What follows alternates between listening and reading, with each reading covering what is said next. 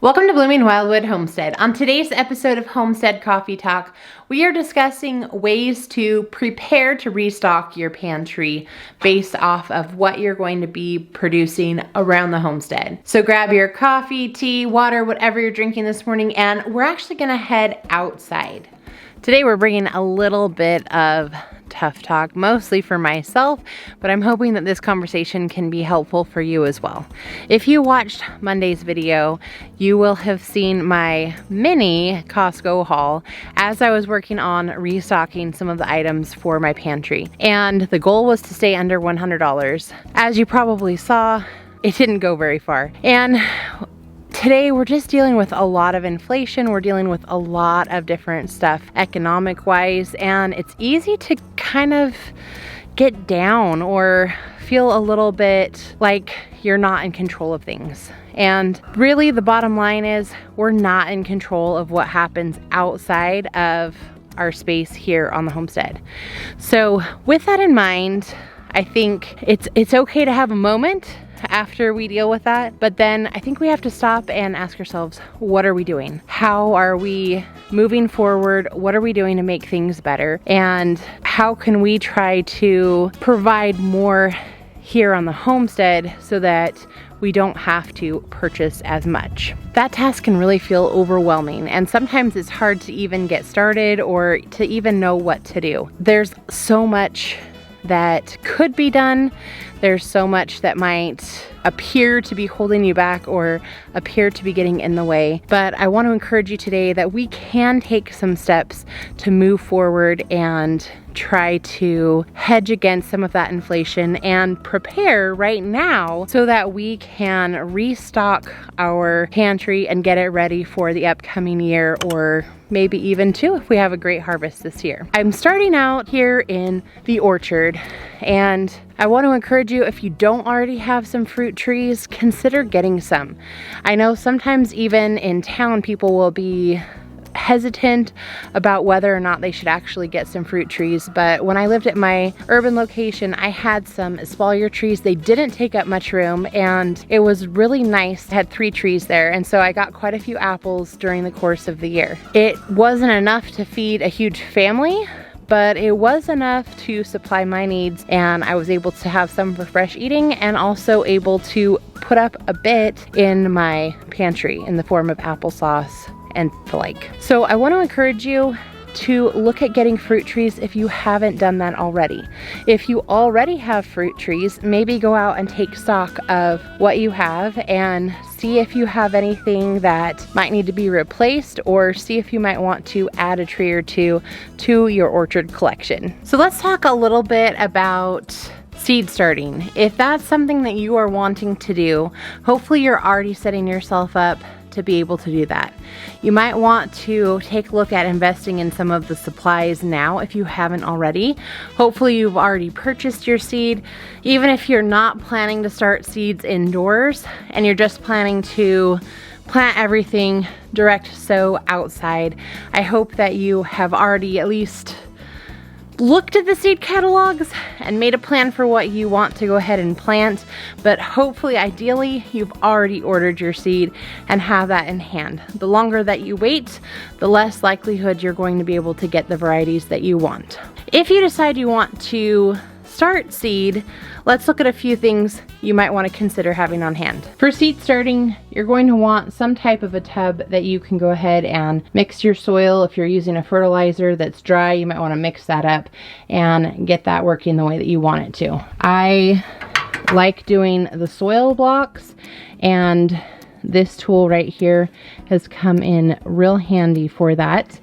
It's something that you can use year after year. It's no waste, so I don't have to worry about things breaking and having to get thrown away, and it's just worked really well for me. We also want to consider what you're thinking as far as a fertilizer goes. I have used this fertilizer in the past. It's Dr. Earth organic.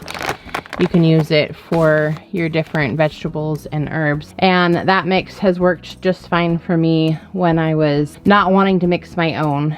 We have some soil that we've used, or some fertilizer rather, that we've used here that is a mix of different things. And so sometimes we'll use that as well. But this is what I'm trying to use up so that none of it goes to waste. So you're gonna want something to get started with there. The other thing you wanna consider is, do you have the trays that you need to start those seeds?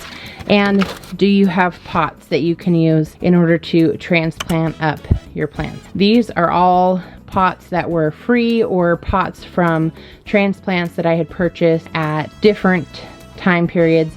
I always save them so then that way I can go ahead and use them for potting up my transplants. You might want some of different sizes as well. So if you're not ready to start seeds now, but you know that's something that you want to do in the future, now is a great time to start preparing for that by saving your pots from the transplants that you buy this year. From looking around, some of these pots were given to us, or one time we were driving by a house that had free pots out front. And so, you know, there's various different ways that you can get some of the pots that you need. Also, you want to consider what it is that you're going to use for your soil.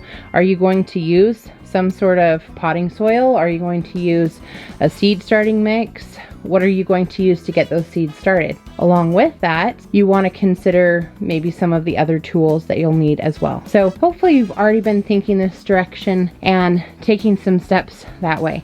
If you're not going to be seed starting and you're buying transplants, not a big deal, but you do want to think about some of these things that you might need, or some things that you want to save to prepare for the future. You might say, well, I'm not even in a position to grow enough that I need to start seed. So that's perfectly fine.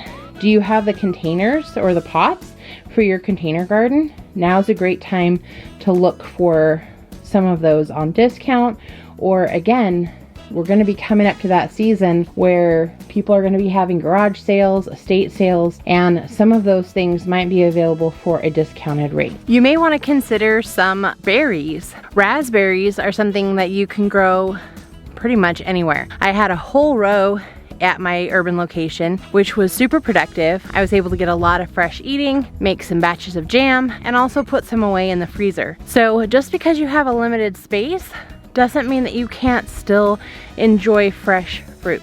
Consider getting some raspberries. You might also consider putting in some strawberries. These are pretty low maintenance and can really make good use of your space. This particular bed is underneath marionberries. At my urban location, I had strawberries underneath my espalier fruit trees, which really made good use of that space. Blueberries are another great option. Even if you're just container gardening, I used to have blueberries in like the whiskey barrels, and that can be great just even for fresh eating. If you're going to do some raised beds, I hope that you're already planning for what type of raised beds you want to do. And I have a video I'll link in the description below, kind of going over some different options. But even a raised bed doesn't have to be super expensive.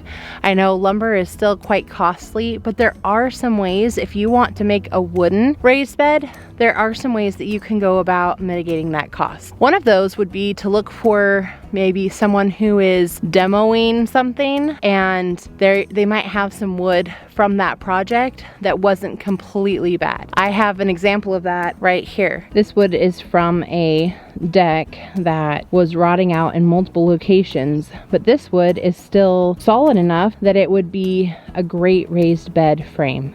Is it going to last forever? No, but it was something that's going to be a free option to get a bed started, and we'll be going through that in the future. Just like we talked about getting your potting soil earlier, if you're planning to do a type of raised bed, do you have your soil already on site? If not, now might be a great time to start looking at that. Prices are only going to continue to go up, and we just don't know what availability is going to look like. Right now, if it's available in your local area, a lot of people aren't considering gardening or landscaping, and this might be a great time to get the supplies that you need for creating your raised bed, whether that's getting the lumber that you need or the soil that you need. Now's a great opportunity to start working that direction. So with all that in mind, the main point today is that, you know, we can sit around and lament about those things that we don't have control over, like the prices of food in the store and inflation running out of control, and we can be consumed by that. And I'm not saying that that's a minor thing or not something that we should be concerned with. But what we really need to be doing is focusing on what we do have control over. And that's what we have here on the homestead and what we can go ahead and add to our pantry. So hopefully with this pantry challenge, you've seen maybe some holes that you have in your pantry, or maybe you have some ideas of things that you want to plant in the garden that would help to fill some of those gaps and can help to mitigate some of that cost. And if you're not in the position to have a full-fledged full garden, don't worry. Even having container gardens can help you to reduce some of those expenditures, and every little bit that we can do is better than doing nothing. So if today's video was helpful to you, don't forget to click like, and we would love to have you subscribe and be part of our community here. Until next time, bye everyone.